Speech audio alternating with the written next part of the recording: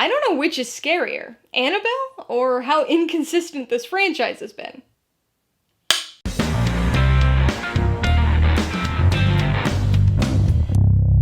Hey everybody, welcome to Mainely Movies. Today I'm going to be ranking the 8 films of the Conjuring Universe as part of my franchise Rankography series.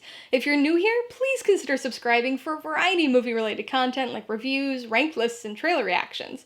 So what is a Rankography exactly? Well, it's my ranking of a filmography, whether that be a director's output, an actor's appearances, or even an entire franchise. My Rankographies are based on personal preference, and I rank movies according to how much I enjoyed them, rather than any sort of technical merit or attribute.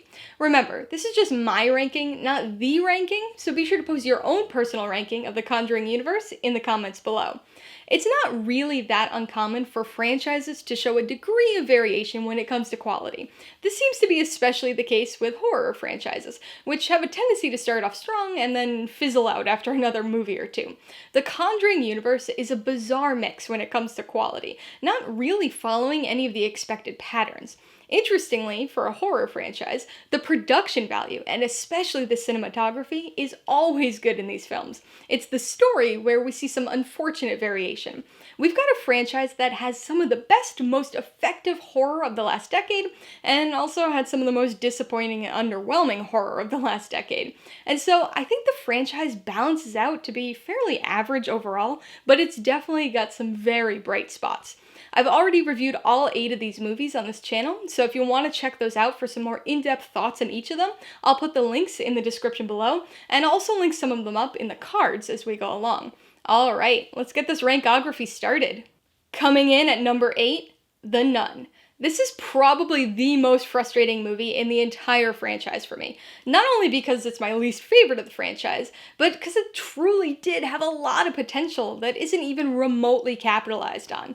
The nun, as a character, is incredibly creepy. Her introduction in The Conjuring 2 was beyond unsettling, and so the prospect of a movie about her and her backstory was really exciting. And I will say that this movie starts off decently. The initial premise and the first act are fine. They do what a horror movie opening should do. Creep you out a little, deliver a mystery that you want answers to, and introduce the main characters.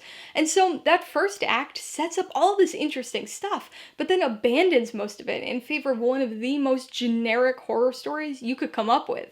And the story is where much of my frustration with this movie comes from. It's such an incredibly dull mess. Plot threads get added and dropped seemingly at random throughout this movie, characters are downright imbecilic in their choices, and all of the major events of the story are the result of things that are just far too convenient to be reasonable, with characters showing up at exactly the right or wrong moment every time. The story beats and situations become repetitive very quickly, as do the scares, or perhaps more accurately, attempted scares. There are a few fleeting moments of vaguely creepy imagery here, but for the most part, this is jump scare the movie. There's no real tension here, just a bunch of repetitive cheap startle moments. Coming in at number 7, Annabelle. Here, we've got yet another example of wasted potential in this franchise. Just like Valak, or the nun character, Annabelle had a very creepy and effective introduction in the first Conjuring film. That little opening to the movie made you interested in this character's backstory, and so I remember being pretty excited for this film. But just like with the nun, this movie isn't able to conjure any sort of real scares. I facetiously referred to the aforementioned Nun film as Jump Scare the Movie, but before that film took over the title, Annabelle was the jump scare leader of the franchise. The character certainly looks creepy, so suddenly putting her face on screen with some loud screechy music is bound to get the audience to jump, but it's not a satisfying scare. I will say that this is a movie I appreciate slightly more on rewatch, if only because I know what to expect. The first Conjuring film was a creepy, tension-filled movie that set the bar really high, and so coming into Annabelle for the first time and realizing how big of a step down it was made it feel extra disappointing. It's got some nice cinematography and a few really effective long tracking shots, but this movie fails when it comes to delivering its story. After the first act, there's never any real tension. With stories like this that go back and forth between being psychological and supernatural horror, the fear comes from the unknown. It comes from the mystery, from trying to figure out if what's happening is real or not, from the things you don't actually see. But this movie makes the mistake of explicitly telling us what's happening and showing us things that would have been better left to our imagination, which results in a film that never reaches any sort of peak in tension. Coming in at number 6, Annabelle Creation. So I know we're still pretty low on the list here, but I want to make the point that there's a decent gap between number 6 and 7 for me. I have my issues with this movie, but I think it's quite a bit better than the first Annabelle film. This is another movie in the franchise that comes on the heels of a strong film, The Conjuring 2 this time around, which once again negatively affects this one when you're watching them in order. But luckily, the drop in quality is not as significant this time around, which is pretty impressive actually. I mean, this is a sequel to a fairly disappointing spin-off of a horror movie, so it should have been terrible, but it ended up being decent. This movie had the same really impressive cinematography that most of the franchise's films have, but unlike with the first Annabelle movie, this one's genuinely creepy. It still has its jump scare moments, but blends that modern horror style with a more classic atmospheric tension building style. Aspects of the story and some of the characters do drag it down a bit, but the film does a really good job of creating a very creepy atmosphere anytime the Annabelle doll is involved. I mentioned it before, but with these stories, the things that we don't see are often scarier than what we do actually see. And this movie really effectively incorporates that concept, showing us pieces of the horror, but letting our imaginations fill in the gaps. Coming in at number 5, The Curse of Lallorona. So I have a feeling that this is probably the most controversially placed film on this list. I definitely didn't love it, but I enjoyed it. It had a very different feel to it than any of the other movies in the franchise. It had this different tone, playing out more like a mystery thriller, plus it's certainly the most tenuously connected film. All of the other spin-off films, The Nun, The Annabelles, have their introduction and origins in one of the core Conjuring films. This one has a very brief reference to a character from the first Annabelle, but the connection is certainly not an integral aspect of the story, so this one does feel a bit removed from the rest of the franchise. It bills itself as a horror movie, and it tries to be one, but the horror elements are the weakest aspects. Like many of the spin-offs, it does make use of a lot of jump scares, but for some reason, they don't stand out as particularly irritating to me in this one. In fact, the most disappointing element of the horror here is actually the character of La Llorona. I think the backstory and legend is very interesting, but the actual character and her look just doesn't reach the level of creepiness that we've seen from all of the other antagonists in the franchise. Luckily, I have no problem viewing this as the supernatural mystery thriller that it actually is, and so the lack of real scares doesn't really bother me here. Plus, this movie features Linda Cardellini in the lead role. Aside from Patrick Wilson and Vera Farmiga, this franchise hasn't exactly been overrun by standout performances, but I think Cardellini is really good in this role and elevates the film as a result. Coming in at number 4, Annabelle Comes Home. Back in 2014, if you had told me that Annabelle was going to have not one, but 2 pretty decent sequels, I never would have believed you. But here we are. This particular movie is a really unique one within the franchise for a few reasons. First, as of right now, this is the only spin-off film that doesn't serve as some sort of origin story. We know what the deal is with the Annabelle doll at this point, so the movie doesn't have to waste any time establishing that. This one's also pretty unique due to the interconnectedness with the rest of the Conjuring universe. For the most part, the movies all do a pretty good job of tying into one another, but this is the only spin-off to briefly feature Ed and Lorraine Warren, and almost feels a bit like a greatest hits culmination due to the prominent incorporation of the artifact room into the story. Because the movie is almost exclusively set in the Warrens' house, with all the creepy, cursed, and possessed things they've ever collected, the sky was the limit. This movie could have done anything, and it, entertainingly, did a little of everything. We saw the return of some of the creepy antagonists and artifacts that made appearances in previous films, like Annabelle and Rory's mirror music box, but also got to see quite a few new things as well, many of which I wouldn't mind seeing get their own spin-off movies. This film primarily focuses on a small group of teenagers, and does get bogged down by some frustratingly dumb character decisions at times, but it still manages to be the most fun movie movie in the franchise. Part haunted house story, part possession movie, part haunted board game movie. It's got a little of everything. Coming in at number 3, The Conjuring, The Devil Made Me Do It. I know why they gave this third film the subtitle they did, but I still think it was a mistake. Simply, The Conjuring 3 would have been much better, but I already digress. I'll admit that I was a little wary of this one, mostly because this was the first core Conjuring film that James Wan wasn't directing.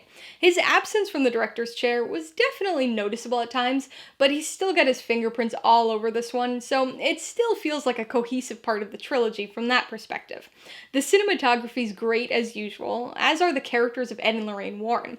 This movie's set in 1981, and so at this point in the series, these characters have been together for decades, which could be a little tough to pull off believably, but Patrick Wilson and Vera Farmiga were certainly up to the task once again. Of the core Conjuring films, this is definitely the outlier of the trilogy, largely due to the story. While the previous 2 films were variations on haunted house possession stories, this one's a little bit different and finds Ed and Lorraine in a more traditional investigative role than we're used to seeing for them. They still have their great moments of paranormal investigation, but they're comparatively few and far between, and there's an almost over-reliance on the supernatural here. It feels a little bit out of step with the rest of the trilogy, and has the unfortunate side effect of decreasing the overall tension a bit, but I still do appreciate the unique for the franchise direction that the story went. Coming in at number 2, The Conjuring 2. Although this is the second of the core Conjuring films, it's the third movie in the franchise, coming on the heels of Annabelle, and I gotta say, I was very nervous about this one when I first saw it. Luckily, those doubts were put to bed very quickly, and it was clear that The Conjuring 2 was a return to form for the franchise. For me, Ed and Lorraine Warren are really the heart and soul of these movies, so it probably comes as no surprise that all the movies they're featured in are my favorites in the franchise. Patrick Wilson and Vera Farmiga still have wonderful chemistry together, and both give great performances again here. This movie also does a really good job of expanding on their characters. They get fleshed out a bit more here, and we get an even better sense of the dynamics of their relationship and what each of them brings to the investigations. Compared to the almost clinical approach to the investigation in the first Conjuring film, this movie takes a much more emotion-forward approach, and this applies to everything. The family at the center of the haunting, the Warrens, even the film's horror style. It's all much more in your face this time around. There's still some good tension building, and it's not like it's overrun with jump scares, but it doesn't quite have the same creepy atmosphere as the first film. Instead, the horror feels a little more blatant. Aside from a few moments of iffy CGI with the Crooked Man, I wouldn't say that blatancy is really a bad thing. It's just a different approach to telling the story. And I think it works well here, because this movie isn't just about those classically scary, tangible things. It's also about internal personal fears, and we get that through the emotional responses of our characters, especially Lorraine. So that means my number 1 Conjuring Universe film is The Conjuring. Probably not the most unexpected choice for the top spot, but can you really blame me? This movie is fantastic. Not only is it my favorite of the franchise, but it's my favorite horror movie of the last decade, and one of my favorite horror movies of all time. This is a period piece with some really impressive production design and superb cinematography. And honestly, it's just such an all-around well-crafted movie. It has the atmospheric tension building of a slow burn horror, but it doesn't feel like a slow burn. There are never any moments that drag or feel boring, and I think that's because not only do you get invested in the characters, both the central family and the Warrens, but also because the tension continues to build throughout the movie. It never reaches a plateau. It just grows and grows and grows until the sudden spike of that wild and scary finale. One of the interesting things about this movie is just how unexpectedly good it actually is. On paper, it doesn't really sound like anything overly special or unique. The story itself is a fairly standard haunting possession tale, but it's the way that it's told that sets it apart. Like I said before, we have a set of characters that we actually care about. They're believable and relatable, so it's easy to root for them, both for the family to survive their ordeal, but also for the Warrens to successfully help them with their investigation. As I've mentioned with some of the other movies, the Warrens are my favorite part of this franchise, and this movie not only introduces these characters to us, but also showcases just how good the chemistry between Patrick Wilson and Vera Farmiga is.